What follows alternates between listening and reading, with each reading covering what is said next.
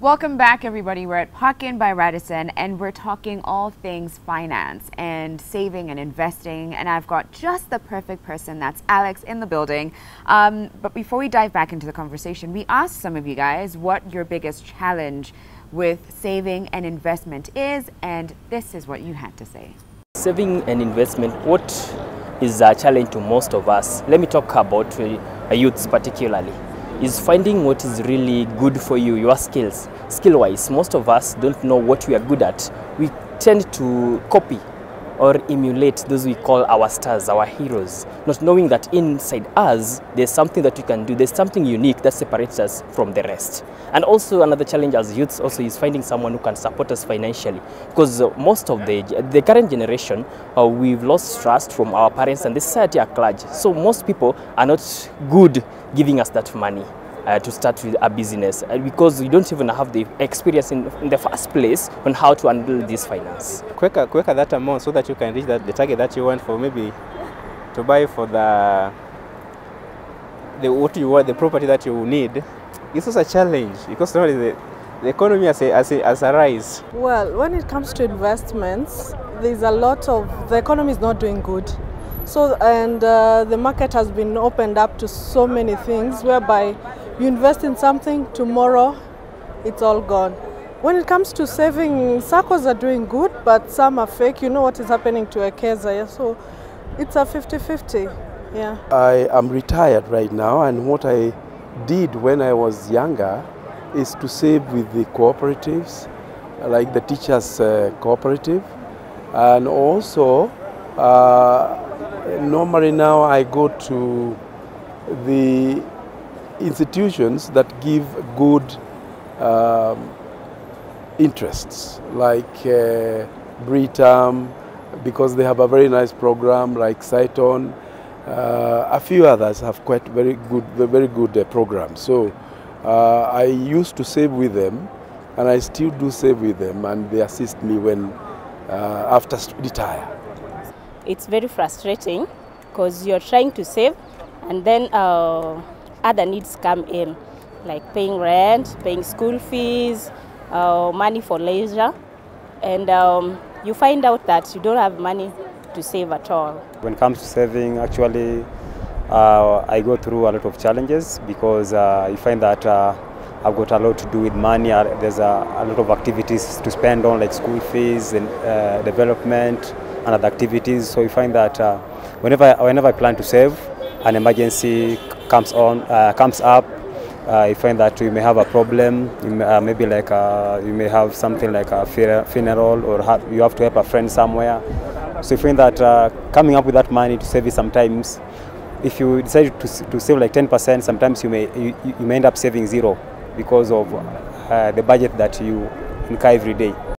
All right then, interesting. Now, before the break, Alex said something that during the break we were just like, what do you mean? And he explained how he knows someone who has 500 Mkokotenis, pretty much banks $500,000 a day. Incredible. Now, I'm wondering, what is it then that stops us from being consistent? So, you know, what would stop someone from continuing? Because I find that someone will listen, they'll hear what you have to share, they'll get inspired, they'll say, yes, I'm going to start today. But at some point, they fall off the wagon. So what is it that stops someone from being consistent with their money goals, their investment goals? Or maybe they've made that money and now you're just like, yeah, spend it, who cares, you know? How much money is a lot of money? You know, there's a whole issue of how much money is a lot of money. But is your goal desirable to you? What you're doing, trying to get the money, is it desirable to you? Like now for me, if I think of my goals, I'm going to achieve them by hook or crook, okay? My goal is, you know, to have made a passive income that can support my household and normal expenses, and then I can go to Mount Kenya or Mount Kilimanjaro, Okay. count the bats, you know, flopping bats, Yeah. and call them Natalie, Bartholomew, Okay. and report to my family that, you know, Bartholomew now has a new family. You know, I really want peace and enjoy and engage with nature, okay? And I will pursue that to the end of the world, because I really don't plan that the only thing I will be in this world is a guy who tried to make money. Woo. So I need to get past the making money bit into the living my life, my best life now. So that's what I want to do. Now, is it worth me sweating every day? Yes, because I really want that. So ask yourself, what do I want to achieve? Okay. If you want to be Bill Gates, it's a tall order. Yeah. It will make you work until the day we have an obituary about you. So is it worth it, trying to be Bill Gates? So you find, okay, is my goal worth? Yeah. So there's an acronym we use which is a bit cliche, but I will use it, I will throw it there. It's SMART goals. Okay. Yeah, yeah. It's specific. What am I doing? I want to go and name Kina Bartholomew and Natalie and their family. I'm very clear about my goal. It's measurable. It's the value of it. I know it will cost me this much to do it. And it's achievable. So it's not just crazy trying to be Bill Gates. It's not just something that everybody is into CK, or I want to be this, or I want to be Strive Masiwa. No. Who do I want to be? Therefore, I know maybe for me, when I achieve 100 million or 10 million, by the way, I'll be good, because it will just mean I can meet my expenses and then I can have the best life. So first of all, the reason why people are not achieving their goals is that that goal is a bit too high. Okay, so it's too high. You'll never reach it, at least not in the current circumstance. And then, is it realistic?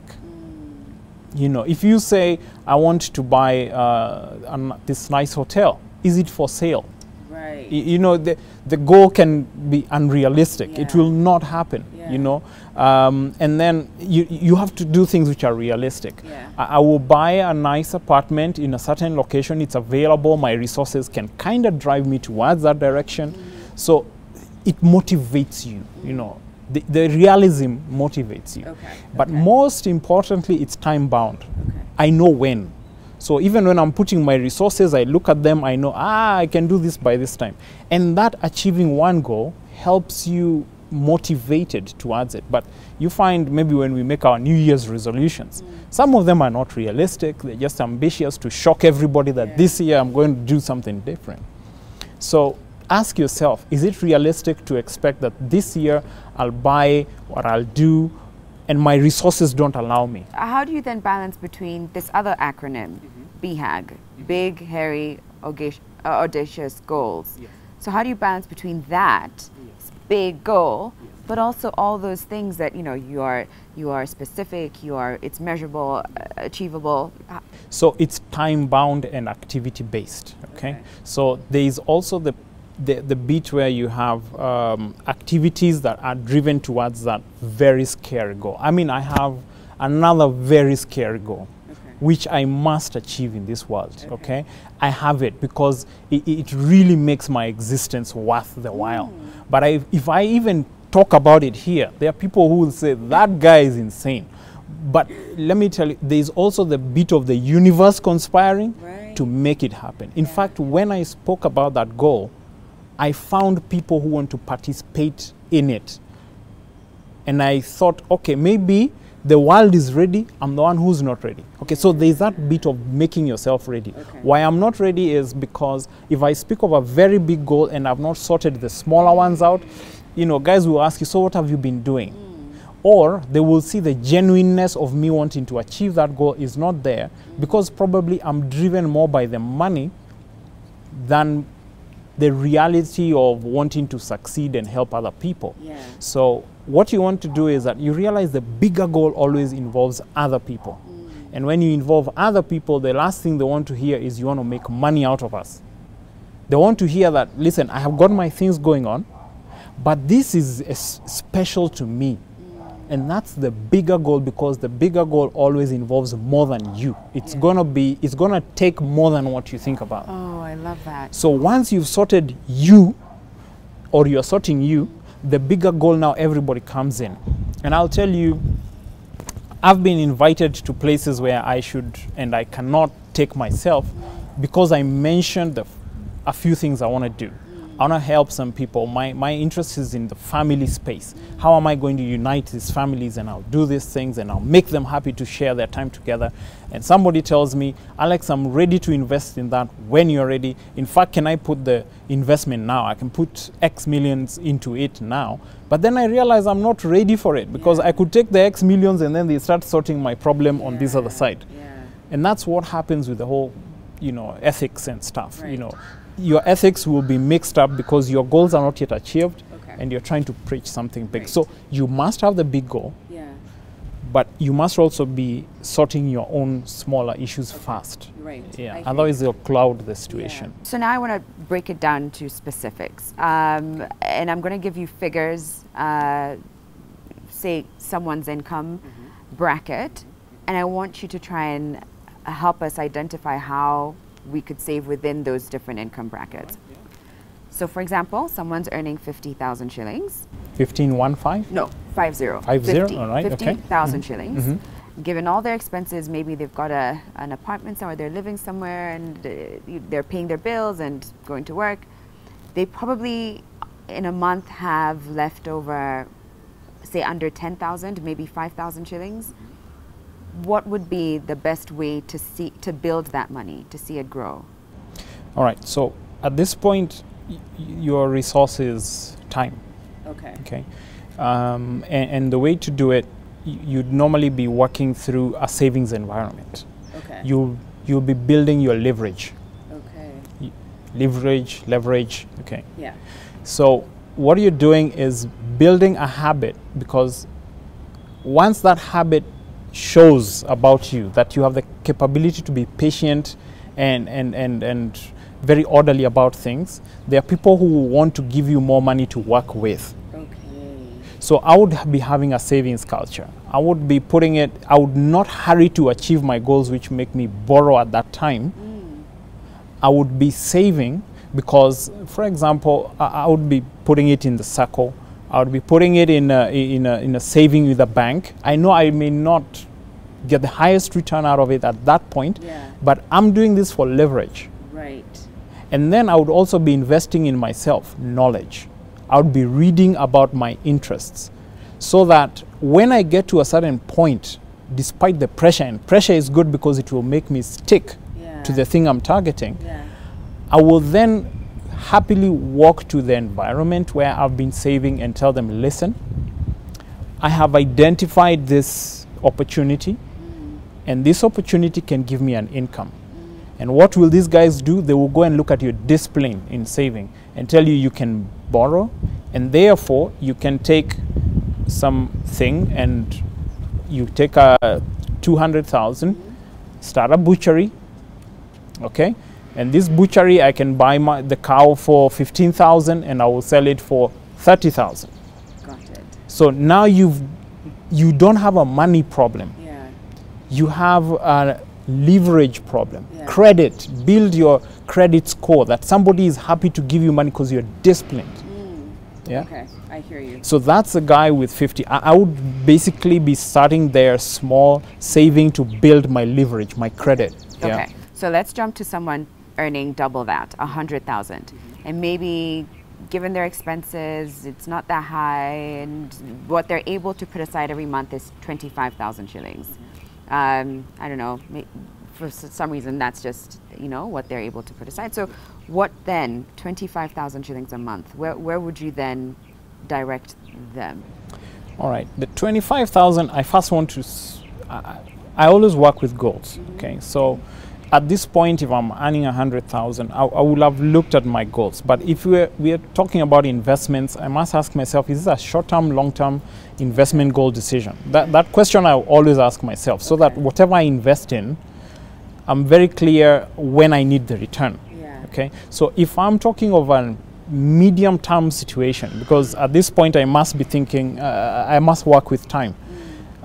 If I had 25,000, okay, I would definitely start from that same space where I'm accumulating for leverage, but at the same time, I would be doing that and not just leave, I would not leave the money in the institution. Okay. I would put it in there, but I would be accumulating something else. I would start honing my skills in things like I would go on an online platform or trade some shares. I would start seeing how do I do it. Okay, because the risk is not very high at this level. I would be buying small investments. I would be testing how does it work, because you know you're not going to lose much, but you learn much. Okay, so you start investing. I invest a little. I see if I invest in shares. Okay, how did that work? Because it might be that's the environment I end up in when I have the skills. I might decide to do something else, trading. Yeah, I want to do this. At this point, I would be investing. Yes, I want a return, but I'm more interested in the experience, because then I will put in a lot more in the future. Right. Yeah. So would you then say there's a difference between how things work, whether you're earning 50 or $500,000? Ideally, you should be investing in yourself and building a good credit line, or what is those keys? Because my next one was going to be $500,000 shillings, and you can save, you can put aside maybe 100,000 or so. But from what I'm hearing, you're sort of building on the same pillars. It will be the same. You know, there's a musician, I'll not mention his name. He says that, what's the best wisdom I can give my daughter?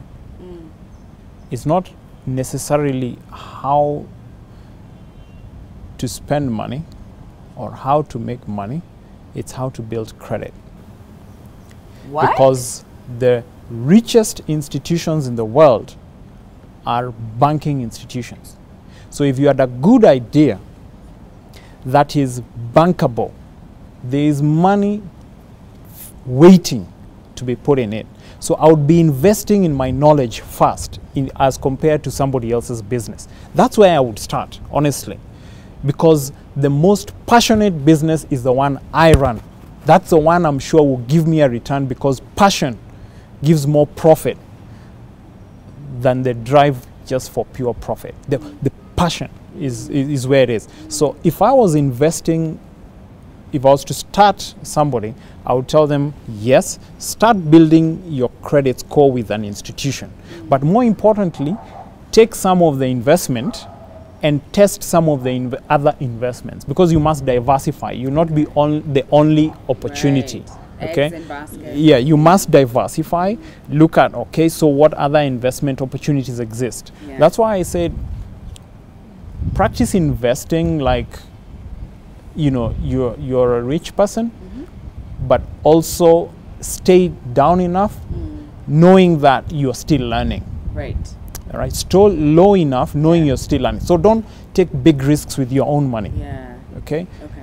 Even the richest guys, they don't take big risks with their own money. That's smart, because there's a lot of money in the bank. So why aren't we using it? But be smart about how you use it. Learn. Right. So invest in yourself learning. So go and see this hairdressing business, this car washing business, this other business. What are the issues in there? What's the market? What are the dynamics? That's an investment.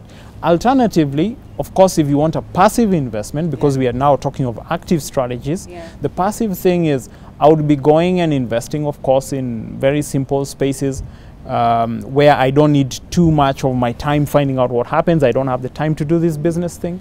I would be investing slowly by slowly in a secure investment. I would be doing my money market investments, accumulating there because I get a good interest. As I said, I would be buying some shares. You can buy shares at 150 shillings now. If you go online to some of the players like Abacus, you can probably buy that. I would be starting the small space, but I would not risk a lot of my money. Right. I hear you. I hear you. We have to take a break, but when we come back, I'll ask Alex about being conned and how not to be conned in 2019 and for the rest of our lives. We'll be back in a moment.